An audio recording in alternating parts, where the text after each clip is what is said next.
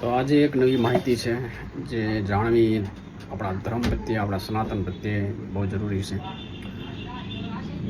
કહાની ये रीते दर्शावे छे कि एक घर छे और घर ની અંદર कुछ लोग जो है वो आए हैं और घर में तोड़फोड़ कर रहे हैं और औरतें जो है वो चिल्ला रही है. ऐसी कहानी है, बनाई गई है.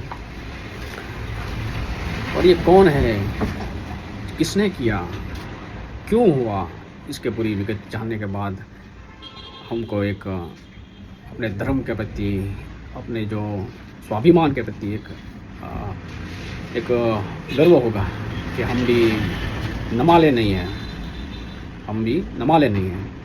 यदि कोई हमारे ऊपर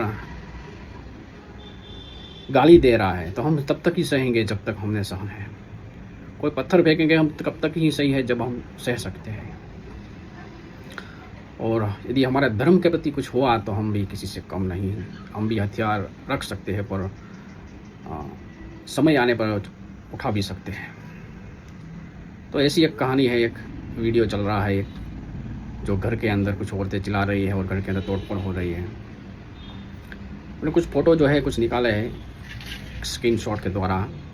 कहानी ये है कि महाराणा प्रताप की एक रैली निकल रही थी 9 तारीख को. तो कुछ ऐसे आवारा तत्व जो है घर के अंदर ही रहते हुए क्यों हम रैली होने दें, ऐसी सोच वाले होते हैं. हिंदू धर्म के प्रति एक घृणा जो होती है वो उनके दिलों में रहती है, या फिर कुछ व्यक्तियों के प्रति घृणा होती है, ये भी कह सकते हैं.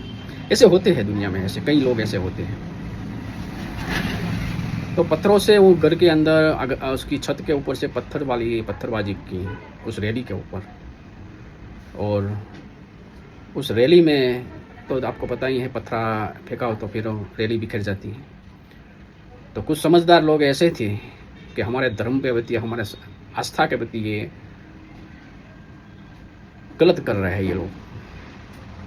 तो उनके घर में जाकर फिर उन्हीं लोगों को पकड़ा जो ये नीच कर्म कर रहे थे, पत्थरों से फेंकना, गाली गलौज देना. तो उन्हीं को सब पूरे जो रैली वाले थे सब टूट पड़े हैं.